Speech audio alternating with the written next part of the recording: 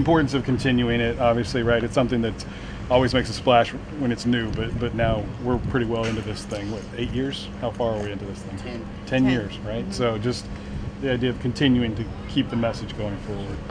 I think it's really important, and this year extra special having Mississippi State in stadium with us, so representing Alex Wilcox, who this thing has really blossomed just because we want to make sure we're spreading awareness about Alex and about ovarian cancer. But it was started 13 years ago for me because of my mom, and Saturday's her birthday. So she's a 13-year survivor, and we'll be honoring Teal on my mom's birthday, so it's a special day. Awesome. The walk and everything is going to be when?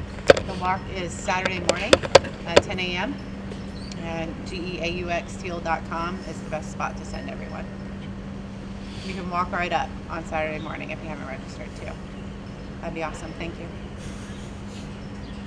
Let's talk about the softball. Let's do it.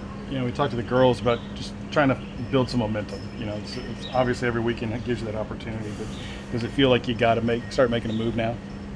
Yeah, I think we're still in a great spot. I still have a high RPI. We still have a lot of things, and I think we're competitive in every single game. Everybody talks, right? There's wins and there's losses, but we're not just getting outright beat. We're competing every game. A bunch of one-run losses, won anything, could have won any of those games. So I think we're still competing, and we're still in a good spot.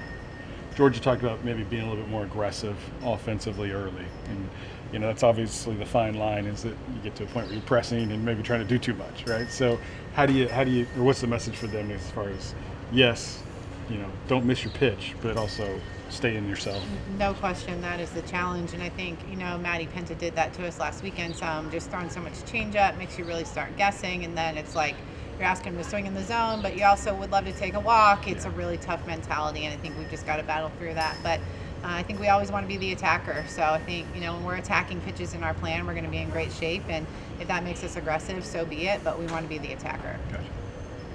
Looked like early in the season you had a 2-pitcher staff, but it looks like the other pitchers have really brought their games up this year. Have you seen that? Yeah, I like the staff as a whole. I've always liked them as a whole. I think, Raylan was maybe a little slow starting, but has come on late here to do exactly what we thought she was capable of. And we know Ailey Johnson is a really special talent and, just growing. She's a freshman. I think Sid is the outlier doing the things she's doing as a freshman. Ailey is, exactly where she should be as a freshman and having a great season and, filling some innings for us. And we're confident in her in a lot of situations. Kind of elaborate on that. Flage obviously won Freshman of the Year, right? And just to have Sydney have the season that she's had and contribute so many innings that she is, it is an outlier. What is enabling her to be so successful?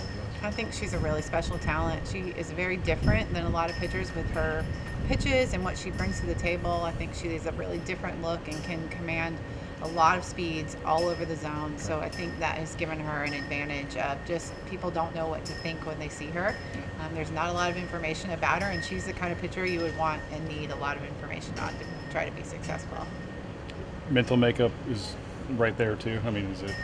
You talked a lot of technical things. Is the mental side of it more advanced as well? Or?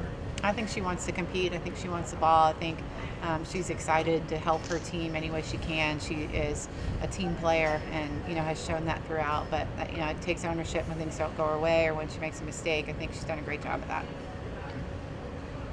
All right. I asked Jordan this question about you've lost your last first game in the conference series the last 4 times. So do you think it says anything about your preparation or is anything changing going into this one? Or? I wish I had the answer for that. I do know in game 1 you face everybody's number 1. So you definitely are facing their best arm in game 1 every time. We're typically getting to see them again throughout, making some adjustments. I'd love to compete better in game 1. We've tried to make some adjustments in practice, tried to do some things differently. At the end of the day, we just have to be LSU and continue to just prepare in the way we see best. So as that conference hierarchy is kind of coming into the picture, are you guys happy with where you are, or what changes do you think need to make as you're trying to make your way up the standings? I don't think the hierarchy is even close. I think there's a huge group of people right in the middle. We're 2 games out of second, I think, or third. I just don't think it's at all decided, and it will, as always in the SEC, where it's so competitive, come down to the very last weekend and the last game, I'm sure.